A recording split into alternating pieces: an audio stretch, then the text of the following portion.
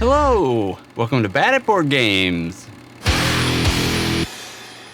My name is Brad Lake, and I'm bad at board games, so you don't have to be. Today, we're going to go over my best value games. And what do I mean by best value? And why should you stick around? Well, I look at how much I pay for the game and then how many plays I get out of that game. So if it costs $50 and I get 10 plays of it, it's a $5 game for me. Nobody else is paying me for the game. They're not paying to come and play. How many times do I get to play it personally? Not how many hours did it take. So these are my best value games. And I've got about 20 of them that I try to hit this $10 mark and under. And I thought I'd share that with you. My worst value games got some good buzz, and you guys kind of liked that. Had some good comments back and forth. So this is the other end of the spectrum. So these are the games I've played the most, got the most value for my money out of, and have really enjoyed. So let's take a look. Try not to make this too long. There's actually 20 games in this list. I was trying to keep it to 10, but I'm like, yeah, I've actually got 20 games at the $10 and less mark. So let's start right in. There's an honorable mention. Do I have an honorable mention? No, yes, I do. Hold on. The reason this is honorable mention is because it was free. I won this at a board game convention thing. There's a local thing here in town, and we've played this a lot. So I can't recommend this to everybody, but me and my sons really enjoy this. It's just this card battle. You're always attacking the person to the right every time, every turn. You can kind of wipe people out or not. Better at 3 and 4 players, not good at 2, but we enjoy it. We love it. We've played a lot. So even if I had bought this would be on this list. And I just backed the expansion for this. So I didn't talk about it because, like, it doesn't have a great rating. I think this is either a hit or miss for you. You're going to think this is a 4 or you're going to think this is an 8. I don't think there's really any in between with this one. But Godforge is my honorable mention for this list. So we'll put that off to the side and start moving on. We've got the Guild of Merchants Explorers. Got this one at Gen Con. Played this a lot. This is in that $10 range as well. And I just really like it. AEG knocked it out of the park. And we gave away wormholes this week. And getting that out this week. So make sure the person that won gets it by Christmas. So Guild of Merchant Explorers is number 20. And then we're going down to Everdale. Great game. Love this game. Bought this for Ara for Christmas last year. She loves it. She kicks my butt at it 9 out of 10 times. I think I've won once against her, maybe twice. But this is a fun game. The artwork's great. The quality's great. There's nothing bad I can say about Everdale. Highly recommend that one. This is a $10 game now as well. And then we drop down to The Hunger. This is kind of a clank-ish type game. Push your luck. I really like this because it's kind of the opposite of as you're going out and you get slower because you're feeding on people and things and filling up with blood, so to speak, and it's harder to get back to the castle. So you can rush out, but then it slows you down on the way back for a deck builder-ish adventure. So I really like it. Toph really likes it. You can go see a couple of our different videos of that and that versus Clank and what we thought and stuff like that. So that is 19 or 17. I don't know. I'm going to get out of order here, but we'll keep working on it. We have Great Western Trail, which I love, one of my favorite games. I did pay like full price for this because I got it at Gen Con when it came out. No deals for me. So it's going to take a few more plays to drop it down into that $5 range. But right now it's still below $10. So happy with this one. Definitely a favorite. And I've got stuff in the way. I'll be moving stuff around. Next is Azul. It's one of my top favorite couples games. You can go click that link up here if you want to see what R and I liked at the beginning of the year. Probably change for next year. We'll do it again and see if the list has changed. She likes to stick with the games she knows, but I'm sure this will be on it again. But Azul. Definitely getting my money out of that. And then this one, I like this game. We're down to $9.83 per play. My boys and I like this. Toph is not good at it. He does not like it. And my boys and I can play this in about 30 minutes. When I bring it to my board game group, it takes like 2 hours because they get an analysis paralysis prone. So it's more for the family game than it is for the group game. I like it. I recommend it. I don't think you need the deluxe version with the wooden meeples. It's okay. It still plays the same. That's the only thing that's different about it. And now, so this game I've spent the most on, but I've gotten the best value out of it. And this is only half of it. So Marvel Champions, I have now bought a lot of this game. I have 85 plays of this in. I will have 100 plays of this in by the end of this month. And this is $8.41 for all the money I've put into it. I've been playing it a ton. I feel pretty happy and accomplished about all that. So, yay. It's nice to see like you're getting the money out or getting the experiences out. For all the time I've all the little decks I keep buying here and there as I walk by, or oh, that's on sale. Anyway, let's keep going. Number 12, Castles of Burgundy. This is a great game. We're down to $8.33 per play of this one. I backed the very expensive Kickstarter version of this from Awakened Realms, and I'm really looking forward to that. Do I need to spend that much money on that game? No. Is everything you need to play that game in this? Yes. But this is a classic. This is a great intro to Euro games, and it's just a great game. Castles of Burgundy it's awesome. If you haven't played it, I really do highly recommend giving it a shot and trying it out. My next game, we're dropping all the way down to $5.50 per play. We've played this quite a bit, and several of my game group have purchased this, including Toph, because of how often we were playing it, how much they liked it. Might have gotten a little burnt out of it now, but it's still a good game. Space Base, recommend it. I got this because of Tom Vassell. Definitely like some of the lighter games that are medium weight games that he likes. This is a great intro game to gaming. You're always involved because you're using the dice on everybody's turns. So it gets played a lot because of that. So that's another one by AEG. Well done. Well done. Okay. That's number 11. So we're getting into the top 10 now. So top 10, we got Dice Throne. So I don't have all the Dice Throne. I don't have everything. But between this and Toph did buy the Marvel Dice Throne. He's got another one of these boxes with like the Shadow. I don't know if it's the Shadow Thief, but I can't remember what pair's in that. But we've played this enough, and we're down to, let's see, $5. So $5 per play for all the Dice Throne that we have. And it's a fun little Yahtzee battler back and forth filler game. And as you see this list move forward, you're going to see faster and faster games, right? Not everything can be like hours and get, 100 plays in, but these games get pulled out because they're quick, they're more filler. Well, most of them are anyway. Let's move on. This next one I love, and it's a precursor to my number 1, is Hadrian's Wall. This is a great flipping right.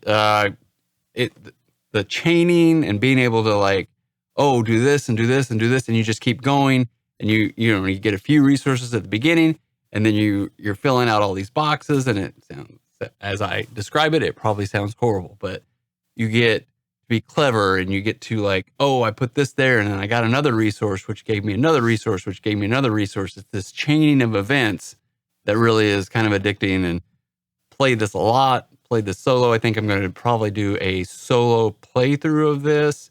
I've had this for over a year. I got this like in November of last year, like as soon as it came out, and I've enjoyed it. And I haven't heard anybody who's played it or reviewed it say anything different. It can be a little bit intimidating to learn, but once you do, it's just a great game. I really, really, really recommend this one. I am down to $4.83 per play on this game. game. One of my most played games. So next we are definitely into filler strategy, and that is Trails, $4.75 per play. And R and I will like bring this out for board game breakfast on Sunday mornings or something like that. It's a great small version of Parks. Parks is better, but this gets pulled out more because you can just kind of put it out on the table and get through it, and lots of fun. So Trails, cute, love it. Next, another couples games. Some of these top ones are couples games because you get to play it, with my significant other who I live with. Caper. This is a great 2-player game. It's also on my top couples list, and if you want to check that out. But this is a fun game. Some of the scoring at the end is finicky. That they could do a better job of explaining these rules a bit, but this is a really good game. I do recommend it. I think it's a great 2-player only, head-to-head, and you're trying to steal art, and in different cities. You can be in Rome, you can be in Paris, I think maybe London. I can't remember the different cities you're in, and you get some unique characters that you're going to draft back and forth with. But it's fun. The only thing about it is the scoring at the end is like it can get a bit annoying, to be honest, trying to figure that out. But the process of going through the back and forth and the drafting and everything is a lot of fun. If you haven't checked out Caper Europe, I recommend it. Next, try to go faster, is Blitzkrieg. So I play this a lot. This is one of my top filler games. I've done a review on this where I tried to do something fun with, showing me twice with Blitzkrieg against Caesar and things like that. It's okay. But if you want to check that out, go take a look. But this is a good filler game. This is a good tug of war game. I think I like this better than Caesar. I think Caesar has more intricacies with it, but something about the tug of war with this, I really just enjoy. And I get my boys to play it, and we can sit down and play it in about 20 minutes. It's Blitzkrieg. It's war in 20 minutes. It says so right on the box. And the next one I can't find. I think somebody in this household has taken it. But is Long Shot the Dice Game. That, we've played that so many times. Let's see, I'm looking at the price. Down at $2.69 for what I paid for it. I got it like from Barnes & Noble because they were the only ones that had like it out first when I was really itching to get it. And it's a fun racing game. You're betting on horses, and you get to move horses forward and backward, and you kind of get a little bit of a take that with it, or you can like rush forward. There's just a whole bunch of things going on. And it's not so much betting as it is, you can purchase a horse, and then you're trying to push that horse to be the winner because then you get more points for it. Now you are betting somewhat, but there's different ways to get money. And Long Shot the Dice Game, small box, nice components, and just a lot of fun to play. So what can I say? Let's go on. Number 3. This is recent, and I've played this a bunch. And it was a good price. Marvel Zombies, The Hero's Resistance. This is the retail version of Marvel Zombies. I can't recommend this enough. This is a $35 game. I am down to $2.50 per play. Everybody I've sat down and played this with like it. It's just, you can play this in like 30 minutes. There's like 60-minute scenarios too. Not too hard, not too easy. It's like right, floating on that right space. This game got me to go and pre-buy Kickstarters from retailers that buy Kickstarters. And I don't ever do that. I like this game enough. Like, I want more of this. I wish I would have backed it at the Kickstarter, but I thought it was too expensive then. And then now I've stuck myself because I'm paying more than that now. So that's my number 3. And then the last 2 are definitely filler games. Oh, no, wait a minute. Did I miss one? I missed one. Ooh, I'm sorry. Number 5, after Blitzkrieg, before Long Shot, Scout. This is a fun game. We have reviewed this. I'll try to put the link down below for this, kind of explain why this is a good game. I didn't fully understand it. I finally found somebody that walked through what this is, and I tried to do that in our review. This is $20. This is a really fun little game for, I think it's up to 5 people, and you're going to play this in about 20 minutes. This is a great beginning of the night or ending of the night kind of game night thing. But Scout is, and I'm not a huge card game person, but I really do recommend checking out Scout. So that's between Blitzkrieg, I'm sorry, and Long Shot. And then we have Marvel Zombies. And then we're going to dip down to where we're at.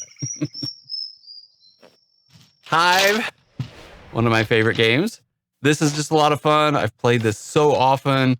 I'm down to $1, a little over $1 per play. Sorry, I'm looking down at my notes. But this is, you can travel with this. You can pull this out. You can play this in like 10 minutes probably. And usually you're doing like a best out of 3 or best out of 5. And you're like, oh no, I can get you. And I'd say Toph and I are like 50-50 on this about who wins and who doesn't. So this is a fun game. I never, ever would have bought this had Toph not gotten it and played him and instantly got hooked and went out and bought this one online. So it was, if you haven't played it and you're like, it's bugs and you're moving things and it's kind of dominoes, but not dominoes. And you're like, that seems horrible. Just see if somebody has it and try it out and then find out. But love this game. And then my number 1. So Hadrian's Wall is the precursor to this one, and I got this one before I got Hadrian's Wall, and then I realized this is the cheaper version of Hadrian's Wall. A lot. Massively cheaper. So this is like, I've played this. This is my 48 cents per play game. It costs, I don't know what, I think I paid $15 or $20 for it at Gen Con because I got it when it came out, just because I thought it seemed cool based on what I hear from other people. This is Gamers Bingo. You get to chain events just like you do in Hadrian's Wall. So this is like the gamer version.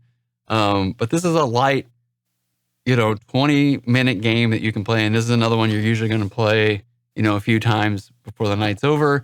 But, I've played this. I've recommended this. I've bought multiple boxes of these and given them to people. This is a fun little game. It's flipping out so many cards, or 9 cards every round, and they have numbers on them, and you've got little bingo cards and you're filling them out. And then if you get a tic-tac-toe, you're going to get another number, which is going to go on another card, and blah, blah, blah, blah, blah. Got that somewhere in, I'll put the link. I don't know how great the video is because it's one of our first, but this is a great game. I've played it a bunch. Probably played it too much, but I would pick it up today and play it anytime anybody asks. So that's my number 1. So that's 48 cents. I think that's pretty cool. $1.14. And I'm really happy that this, I wish I didn't like this one so much. I wish I hadn't spent the money on the Kickstarter stuff now, but what you gonna do?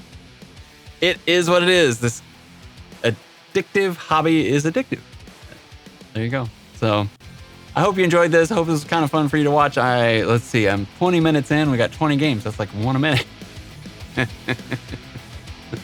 So just remember, no matter how you play, whether you're playing solo, with family, or friends, enjoy whatever it is you're bringing to the table. Have a great night.